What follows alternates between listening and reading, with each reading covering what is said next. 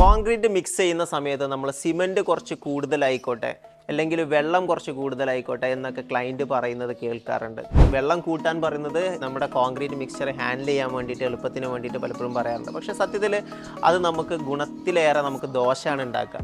കാരണം എന്താണെന്ന് വെച്ച് കഴിഞ്ഞാൽ നമ്മളുടെ കോൺക്രീറ്റ് എന്ന് പറയുന്നത് സിമൻറ്റ്, മെറ്റൽ, എംസാൻഡ്, വെള്ളം ഇതിൻ്റെ ഒരു പ്രൊപ്പോർഷൻ ഉണ്ട്. അതിൻ്റെ ഒരു റേഷ്യോ അനുസരിച്ച് മാത്രം ചെയ്യേണ്ട കാര്യമാണ്. നമ്മൾ അതിൽ സിമൻറ്റ് കൂടുതലിട്ട് കഴിഞ്ഞാൽ ഗുണത്തിലേറെ ദോഷമുണ്ടാവും.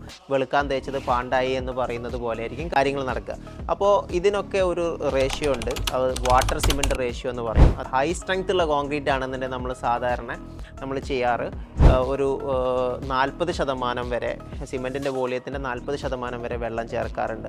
അപ്പോൾ സിമെൻറ്റ്, മെറ്റൽ, എംസാൻഡ്, വെള്ളം ഇത് കറക്റ്റായിട്ടുള്ള പ്രൊപ്പോർഷനിൽ അല്ലെങ്കിൽ റേഷ്യോയിൽ ചേർത്താൽ മാത്രമാണ് നമുക്ക് കോൺക്രീറ്റിന് നമ്മൾ ഉദ്ദേശിക്കുന്ന ഒരു സ്ട്രെങ്ത്ത് കിട്ടുള്ളൂ.